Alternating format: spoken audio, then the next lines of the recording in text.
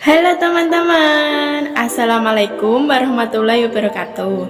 Perkenalkan, nama saya Feni Eka Yuliasari, NPM 191100055. Saya akan mempresentasikan tentang retardasi mental.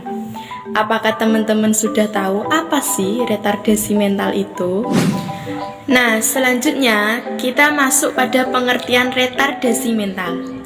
Retardasi mental adalah perkembangan mental yang terhenti atau tidak lengkap, yang ditandai dengan keterampilan skill selama masa perkembangan, sehingga berpengaruh pada aspek kognitif.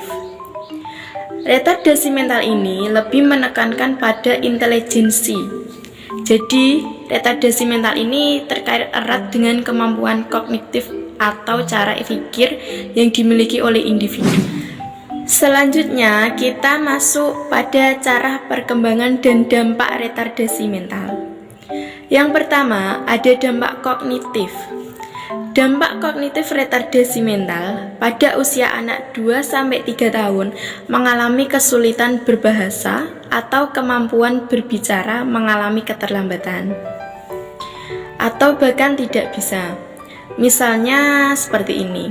Di usia anak 2-3 tahun, anak harus bisa berbicara 1 kata atau 2 kata, yang kemudian digabungkan menjadi sebuah kalimat.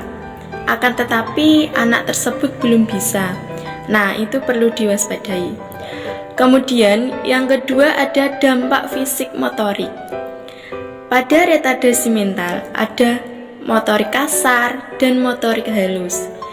Pada anak usia 6-18 tahun, kita bisa lihat bagaimana motorik kasarnya. Apakah anak sudah bisa duduk dan sebagainya. Apakah ada kesulitan saat dia duduk? Kalau ada, itu juga perlu diwaspadai. Apa ada gangguan pada anak di usia tersebut atau tidak? Kemudian di usia anak 3-4 tahun, motorik halusnya sudah sangat berkembang. Adakah keterlambatan dalam motorik halus? Apakah anak sudah bisa mewarnai atau menggambar atau belum? Selanjutnya, dampak emosi retardasi mental. Pada anak retardasi mental, sering menyakiti diri sendiri, mengalami kecemasan, depresi, dan gangguan tidur. Contohnya, guru atau orang tua kurang memahami kondisi psikologis pada anak, sehingga anak menjadi ketakutan, cemas, dan sebagainya. Dan yang terakhir, yaitu ada dampak sosial. Dalam pergaulan, anak retardasi mental tidak dapat mengurus dirinya sendiri. Misalnya, di waktu muda, ia sering dibantu oleh orang lain. Setelah ia menjadi dewasa, kepentingannya bergantung pada orang lain. Intinya itu mudah terperosok dalam tingkah laku yang tidak baik. Lalu, layanan yang akan saya gunakan untuk retardasi mental yaitu layanan belajar. Nah, layanan belajar adalah suatu proses bantuan yang diberikan kepada siswa supaya dapat mengatasi masalah-masalah yang dihadapinya dalam belajar, sehingga dapat mencapai prestasi semaksimal mungkin sesuai dengan potensi dan kemampuannya. Kenapa saya menggunakan layanan belajar ini? Karena pada anak retardasi mental mempunyai masalah belajar, sehingga menimbulkan kesulitan dalam belajar.